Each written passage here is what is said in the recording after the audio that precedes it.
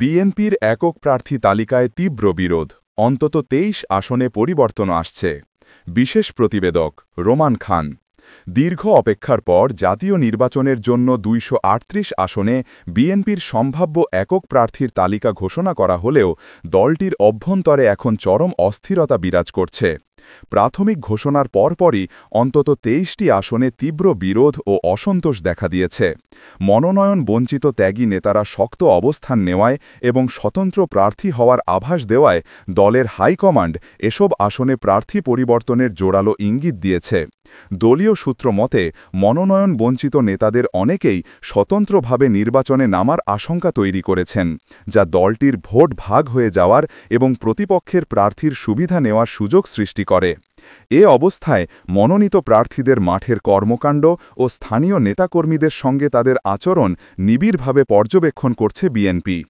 ঘোষিত সম্ভাব্য প্রার্থীর তালিকা প্রকাশের পর সাতক্ষীরা ২, ময়মনসিংহ ৩, ব্রাহ্মণবাড়িয়া ৫, সিলেট ৪, হবিগঞ্জ ৪ সহ কমপক্ষে ২৩টি আসনে ব্যাপক ক্ষোভ, বিক্ষোভ ও প্রতিবাদ দেখা দিয়েছে। এমনকি ময়মনসিংহ ৩ আসনে দুই পক্ষের সংঘর্ষে আহত হওয়ার ঘটনাও ঘটেছে।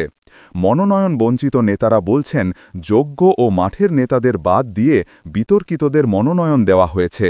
যেমন সাতক্ষীরা ২ আসনে আব্দুর রৌফের মনোনয়ন বাতিলের দাবিতে ৩৩ জন স্থানীয় নেতা আবেদন করেছেন।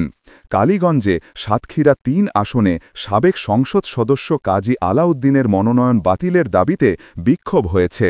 রংপুর ৩, কক্সবাজার ৪, নাটোর ১, মেহেরপুর ২, চট্টগ্রাম ৪, চট্টগ্রাম ২ আসনগুলোতেও প্রার্থীর পুনর্বিবেচনার দাবিতে গণমিছিল ও বিক্ষোভ করেছেন বিক্ষুব্ধ নেতাকর্মী।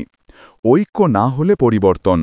বিএনপির নীতি নির্ধারকরা বলছেন, ধানের শীষের বিজয় নিশ্চিত করতে দল কোনো ঝুঁকি নেবে না। যারা মনোনয়ন পেয়েছেন তাদের প্রধান দায়িত্ব হল মনোনয়ন বঞ্চিত ও ত্যাগী নেতাকর্মীদের মান ভাঙিয়ে দ্রুত ঐক্য তৈরি করা। বিএনপির স্থায়ী কমিটির সদস্য ইকবাল হাসান মাহমুদ টুকু জার্নালিস্ট রোমান খানকে বলেন, কয়েকটি আসনে ক্ষোভ হতেই পারে, এসব আমরা ভালোভাবে হ্যান্ডেল করছি, পর্যবেক্ষণ করছি। তিনি আরও জানান, প্রার্থীরা ঐক্য গঠনে ব্যর্থ হলে বা ঐক্য তৈরির প্রচেষ্টায় কেউ বাধা দিলে তাদের বিরুদ্ধে কঠোর ব্যবস্থা নেওয়া হবে।